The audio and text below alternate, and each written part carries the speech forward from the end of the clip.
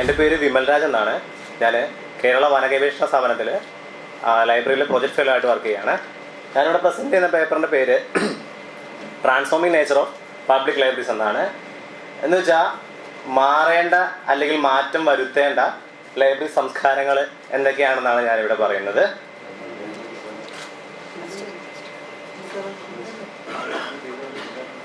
ഈ സ്ലൈഡിൽ കാണുന്ന ആദ്യത്തെ ഫോട്ടോ ഇല്ലേ, നമ്മളെല്ലാവരും ലൈബ്രറി കാണുമ്പോൾ ലൈബ്രറി കയറി ചെന്നിട്ടുള്ള എല്ലാവരും ആയിരിക്കും ഇവിടെ ഇരിക്കുന്നത്.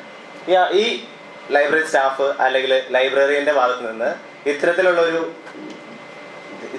ആംഗ്യം കാണാത്തവരായിട്ട് ആരും തന്നെ ഇവിടെ ഉണ്ടാകത്തില്ല. അപ്പോൾ പറഞ്ഞു വരുന്നത് എന്താണെന്ന് വെച്ചിട്ടുണ്ടെങ്കിൽ, ഇങ്ങനെ ഒരു ലൈബ്രറി ഉപയോഗിക്കാവൂ എന്ന രീതിയിലാണ് ഇന്ന് കേരളത്തിലെ പല ലൈബ്രറീസും പ്രവർത്തിക്കുന്നത്. അതായത് ഇങ്ങനെ മാത്രമേ ഉപയോഗിക്കാവൂ, ഇങ്ങനെ ഉപയോഗിച്ചാലാണ് അതിൻ്റെ നല്ല രീതിയിലുള്ള വശങ്ങൾ എല്ലാവർക്കും കിട്ടുമെന്നുള്ള രീതിയിലാണ് ഇന്ന് കേരളത്തിൽ പല ലൈബ്രറികളും പ്രവർത്തിക്കുന്നത്. കുറേയധികം കാലഹരണപ്പെട്ടുകൊണ്ടിരിക്കുന്ന ലൈബ്രറി സംസ്കാരങ്ങൾ അവിടെ ഇവിടെയായിട്ട് അടിഞ്ഞുകൂടിയതിൻ്റെ ഭാഗമായിട്ടാണ് ഇത്തരത്തിലുള്ള ചിന്താഗതികൾ ഇത്തരത്തിൽ സംഭവിക്കുന്നത്. വർഷങ്ങളായിട്ട് ആളുകൾ ഇത് ഫോളോ ചെയ്ത് വരുന്നതുകൊണ്ട് കുറേ പേര് ഇതിൽ അഡ്ജസ്റ്റഡ് ആണ്. എന്നിരുന്നാലും പുതിയ ജനറേഷനിലുള്ള വായനക്കാർക്കും എന്ന് ഉറപ്പിച്ച് പറയാൻ പറ്റത്തില്ല, എന്നിരുന്നാലും പഴയ ആളുകൾക്കും ഇത് അത്ര അക്സെപ്റ്റഡ് ആവാത്തവരുണ്ടാകും. അപ്പോൾ ഒരുപാട് ആൾക്കാർ ഇത് ഫോളോ ചെയ്തുകൊണ്ട് വരുന്നതുകൊണ്ട് ഇത് അഡ്ജസ്റ്റഡ് ആയിരിക്കുകയാണ്. പക്ഷേ ഈ പുതിയ ആളുകൾക്ക് ഇത് നല്ല രീതിയിൽ സുഗമമായൊരു വായനയ്ക്കോ അല്ലെങ്കിൽ ഒരു കാര്യം എളുപ്പത്തിൽ നേടിയെടുക്കുന്നതിനോ ലൈബ്രറിയിൽ നിന്ന് നേടിയെടുക്കുന്നതിനോ സാധിക്കാതെ വരുന്ന പല സാഹചര്യങ്ങളും ഇപ്പോൾ ഉണ്ടായി വരുന്നുണ്ട്. അപ്പോൾ ഇത്തരത്തിൽ ഫോളോ ചെയ്തുകൊണ്ടിരിക്കുന്ന ലൈബ്രറി സംസ്കാരത്തിൽ അപ്ഡേഷൻസ് വരുത്തി എങ്ങനെ ഒരു ലൈബ്രറിയിൽ സഹകരണ മനോഭാവത്തോടെ കൂടിയുള്ള ഒരു ലൈബ്രറി അന്തരീക്ഷം സൃഷ്ടിക്കാൻ പറ്റുമെന്നുള്ളതാണ് ഞാൻ ഈ പേപ്പർ കൊണ്ട് ഉദ്ദേശിക്കുന്നത്. പഴയകാല ലൈബ്രറി സംസ്കാരങ്ങൾ എല്ലാ ലൈബ്രറികളിലെയും, അതായത് പബ്ലിക് ലൈബ്രറികൾ മാത്രമല്ല, academic libraries, media libraries, special libraries, എല്ലാ ലൈബ്രറികളെയും ബാധിക്കുന്നുണ്ടെങ്കിൽ കൂടി ഒരു വ്യക്തികൾ എന്നല്ല, പല തരത്തിലുള്ള വ്യക്തികൾ, പല ആളുകൾ വന്നുകൂടുന്ന സ്ഥലമാണ് പബ്ലിക് ലൈബ്രറീസ്. അതുപോലെ തന്നെയാണ് ഒരു വ്യക്തിയുടെ ജീവിതത്തിൻ്റെ ആരംഭഘട്ടം മുതൽ പിന്നീടുള്ള എല്ലാ ഘട്ടങ്ങളിലും ആൾക്ക് പിന്തുണയ്ക്കുന്നതും സമ്പന്നമാക്കുന്നതും പബ്ലിക് ലൈബ്രറീസ് ആയതുകൊണ്ടാണ് ഞാനിവിടെ ഈ മാറ്റം തുടങ്ങേണ്ടത് പബ്ലിക് ലൈബ്രറി നിന്നുകൊണ്ടാണെന്ന് ഞാൻ വിശ്വസിക്കുന്നു. ഈ പേപ്പറിന്റെ ഉദ്ദേശങ്ങൾ ഒബ്ജക്റ്റീവ്സ് എന്തൊക്കെയാണെന്ന് പറഞ്ഞിട്ടുണ്ടെങ്കിൽ, പരമ്പരാഗത ലൈബ്രറി സംസ്കാരങ്ങൾ കൊണ്ട് എന്തെല്ലാം വെല്ലുവിളികൾ ഉണ്ടാവുന്നെന്നും ഈ വെല്ലുവിളികളൊക്കെ മാറ്റി ചിന്തിക്കുന്നതിന് വേണ്ടിയിട്ട് നമുക്ക് എന്തൊക്കെ ചെയ്യാൻ പറ്റുമെന്നുള്ളതാണ് ഒന്നാമത്തെ ഒബ്ജക്റ്റീവ് പറയുന്നത്. രണ്ടാമത്തത്, എല്ലാ പ്രായത്തിലും എല്ലാ പശ്ചാത്തലത്തിലുള്ള ആളുകൾക്ക് മികച്ച രീതിയിൽ ലൈബ്രറി സർവീസ് നൽകുന്നതിന് വേണ്ടിയിട്ട് പബ്ലിക് ലൈബ്രറീസിനെ പ്രോത്സാഹിപ്പിക്കുന്നതിനായിട്ട് നമ്മൾ യൂസേഴ്സിന്റെ ഭാഗത്തു നിന്ന് എന്തെല്ലാം ചെയ്യാൻ പറ്റുമെന്നുള്ളതാണ് രണ്ടാമത്തെ ഒബ്ജക്റ്റീവായിട്ട് പറയുന്നത്. ഈ സ്ലൈഡിൽ കാണുന്നത് ആദ്യത്തെ രണ്ട് ഫോട്ടോ എൻ്റെ നാട്ടിലുള്ള ലൈബ്രറീസ് ആണ്, പബ്ലിക് ലൈബ്രറീസ് ആണ്. എൻ്റെ നാട് പെരുമ്പാവൂരാണ്, എറണാകുളം ജില്ലയിൽ. ഒന്ന് പെരുമ്പാവൂർ മുനിസിപ്പൽ ലൈബ്രറിയും രണ്ടാമത് VN കേശവ സ്മാരക വളയഞ്ചേരിയിലെ ലൈബ്രറിയാണ്. മൂന്നാമത് കൊടുത്തിരിക്കുന്നത് തിരുവനന്തപുരത്തുള്ള സ്റ്റേറ്റ് സെൻട്രൽ ലൈബ്രറിയാണ്. അപ്പോൾ പറഞ്ഞുകൊണ്ടിരിക്കുന്നത് പബ്ലിക് ലൈബ്രറീസ് എന്നുകൊണ്ട് മാത്രമല്ല, ഞാൻ നേരത്തെ പറഞ്ഞത് തന്നെ പല ലൈബ്രറീസിലും ഇത്തരത്തിലുള്ള കാലഹരണപ്പെട്ടിരിക്കുന്ന പഴയകാല ലൈബ്രറി സംസ്കാരങ്ങൾ അടിച്ചേൽപ്പിച്ചു വെച്ചിരിക്കുകയാണ്. അപ്പോൾ ഒരു പുസ്തകം പല ആളുകൾ പല രീതിയിൽ ആസ്വദിക്കുന്നത് പോലെ തന്നെയാണ് ഒരു ലൈബ്രറി പല ആളുകൾ പല രീതിയിലാണ് ഉപയോഗിച്ചിരുന്നത്. അപ്പോൾ ഞാൻ ഉപയോഗിക്കുന്ന പോലെ ആയിരിക്കില്ല നിങ്ങളിൽ ഓരോരുത്തരും ഉപയോഗിക്കുന്നത്. എല്ലാ തരത്തിലും ഉപയോഗിക്കുന്നവർക്ക് ഒരു സാറ്റിസ്ഫാക്ഷൻ കിട്ടണം, ലൈബ്രറിയിൽ നിന്ന് കിട്ടണം. അപ്പോൾ ഇവിടെ ഇരിപ്പിടങ്ങൾ അറേഞ്ച് ചെയ്യുന്ന കാര്യത്തിലായാലും ലൈബ്രറിയിലെ ഫുൾ അറേഞ്ച്മെന്റുകളുടെ കാര്യത്തിലായാലും യൂസേഴ്സിന് ഒരു തീരുമാനം എടുക്കുന്നതിലൊന്നും മാറ്റി നിർത്തിക്കൊണ്ടാണ് ഇവിടെ പല ബിൽഡിംഗ് സ്ട്രക്ചർ എല്ലാം ഉണ്ടാക്കി വരുന്നത്. ഇവിടെ തന്നെ ഒരു യൂസറിന്റെ ലൈബ്രറിയിലെ സ്വാതന്ത്ര്യം നഷ്ടപ്പെട്ടുകൊണ്ടിരിക്കുകയാണ്. ആദ്യമേ തന്നെ നഷ്ടപ്പെട്ടു എന്ന് പറയാം. ഇവിടെ ഇരുന്ന് വായിക്കാവൂ, ഇങ്ങനെ വായിക്കാവൂ, അവിടെ പോയിരുന്ന് വായിക്കരുത് എന്നുള്ള രീതി പറയുന്നതുകൊണ്ട് ഒരു യൂസറിന്റെ സ്വാതന്ത്ര്യം അവിടെ നഷ്ടപ്പെടുകയാണ്. അപ്പോൾ ഈ രീതിയിൽ പല രീതിയിലും മാറ്റങ്ങൾ വന്നിരിക്കുന്ന ലൈബ്രറി യൂസേഴ്സിനെയാണ് നമ്മളിപ്പോൾ കണ്ടുകൊണ്ടിരിക്കുന്നത്. അതൊക്കെ അനുസരിച്ച് നമ്മുടെ ലൈബ്രറീസിൽ ഒരു മാറ്റം സംഭവിക്കുന്നില്ല എന്നുള്ളത് നമ്മൾ എടുത്തു പറയേണ്ട കാര്യം തന്നെയാണ്.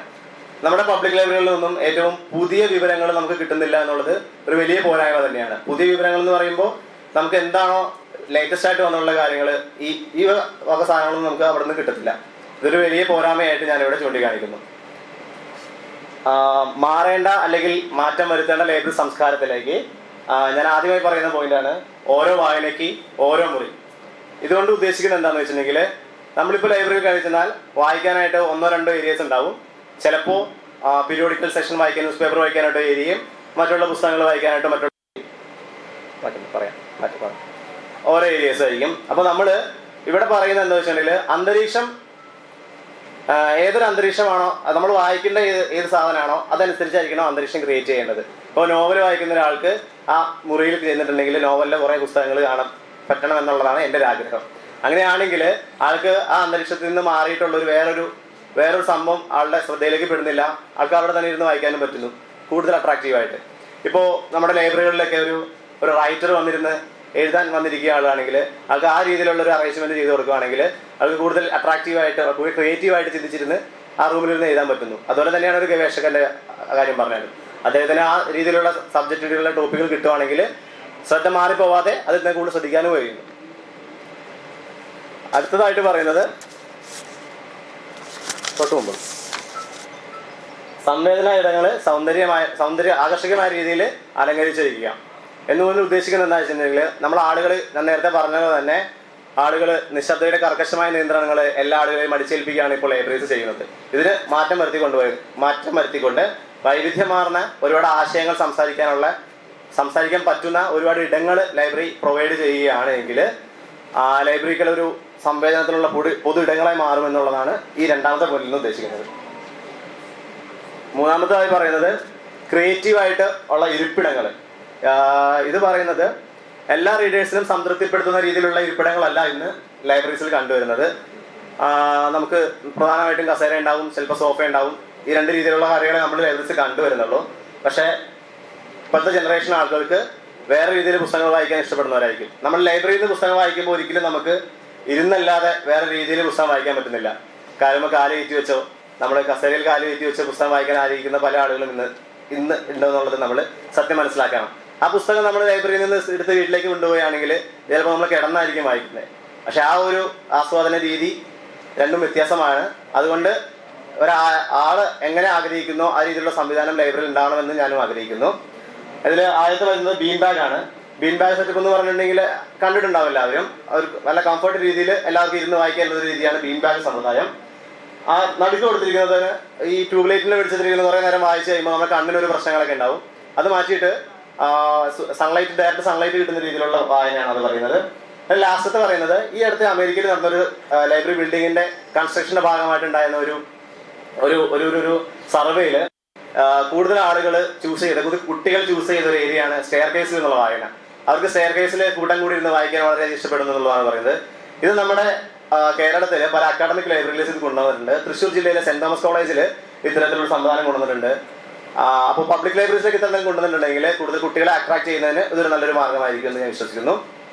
അടുത്തതായി പറയുന്നത് little free library and green library systems. Little free library എന്ന് പറഞ്ഞിട്ടുണ്ടെങ്കിൽ വായനക്കാരന്റെ സത്യസന്ധതയാണ് അതിന്റെ കാവൽക്കാരൻ എന്ന രീതിയിലാണ് ലിറ്റിൽ ഫ്രീ ലൈബ്രറി എന്നുകൊണ്ട് ഉദ്ദേശിക്കുന്നത്. എന്താണെന്ന് ചുരുക്കി പറയാം. 2009 അമേരിക്കയിലാണ് ഇത് ആദ്യമായി കൊണ്ടുവന്ന കൺസെപ്റ്റ്. ചെറിയ പെട്ടികൾ നമ്മുടെ പബ്ലിക് ലൈബ്രറീസിന്റെ ഓരോ ഭാഗങ്ങളിലായിട്ട് എടുത്തു വയ്ക്കുകയാണെങ്കിൽ അതിലൊരു നമ്പർ ഓഫ് കളക്ഷൻ നമ്മൾ ആദ്യം വയ്ക്കുന്നു. ഇതിൽ നിന്ന് ആർക്ക് വേണമെങ്കിലും പുസ്തകം എടുക്കാം. മെമ്പർഷിപ്പ് വേണ്ട, വരിസംഖ്യ വേണ്ട, ഫൈൻ അടയ്ക്കേണ്ട, ഒന്നും അടയ്ക്കേണ്ട. ഏതാൾക്ക് വേണമെങ്കിലും പുസ്തകം വന്നെടുക്കാം. മെമ്പർഷിപ്പ് ആവശ്യമില്ല. പക്ഷേ ഒരു കണ്ടീഷൻ ഉള്ളത്, നമ്മളൊരു പുസ്തകം എടുക്കുമ്പോൾ തിരിച്ചൊരു പുസ്തകം അവിടെ റീപ്ലേസ് ചെയ്യുക എന്നുള്ള രീതിയിൽ.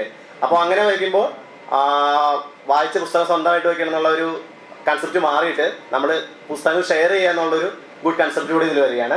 പിന്നെ ലിറ്റിൽ ഫ്രീ ഗ്രീൻ ലൈബ്രറീസ് എന്ന് പറഞ്ഞിട്ടുണ്ടെങ്കിൽ പാരിസ്ഥിതിക സമ്പ്രദായങ്ങളെ കൂടുതൽ പ്രൊമോട്ട് ചെയ്യുന്ന രീതിയിലുള്ള ചെടികളൊക്കെ വച്ചിട്ട് അലങ്കരിക്കുകയാണെങ്കിൽ കൂടുതൽ ആൾക്കാർ ഇത് യൂസ് ചെയ്യാൻ ആഗ്രഹിക്കുന്നു എന്നുള്ളതാണ് ഇപ്പോഴത്തെ പഠനങ്ങളിൽ പറയുന്നത്. അപ്പോൾ ഈ രീതിയിൽ മാറ്റങ്ങൾ വരുത്തിയിട്ടുണ്ടെങ്കിൽ ഒരുവിധം ആളുകൾക്ക് യൂസ് ചെയ്യാനുള്ള അട്രാക്ഷൻ കൂടുമെന്നുള്ളത് ഇവിടെ പറയുന്നു. പിന്നെ എന്നുള്ളത് video ലൈബ്രറിയാണ്.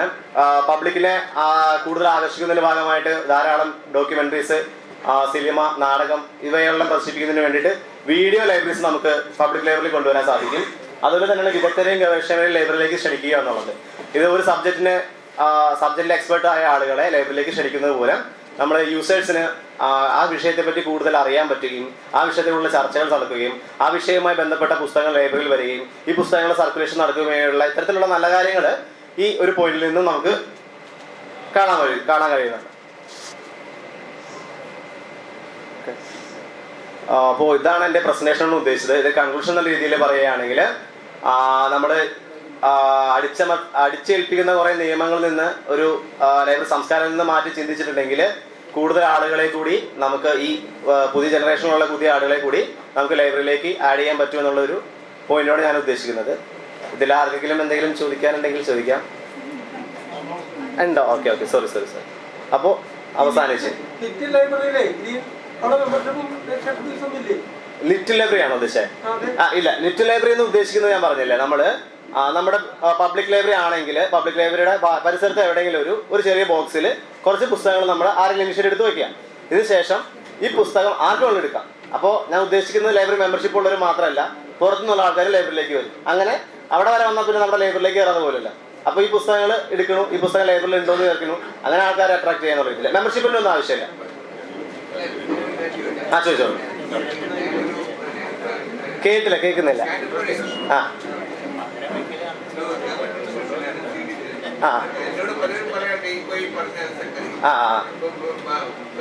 Vimal okay little library ആണോ? ഓക്കെ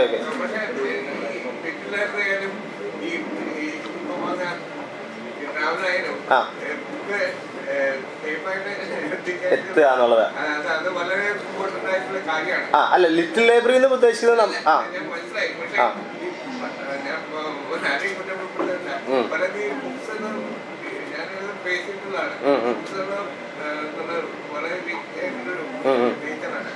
ഇതിനെപ്പറ്റി ഒരു ഫേമസ് ആരോ പറഞ്ഞത് ഞാൻ വായിച്ചിട്ടുണ്ട്.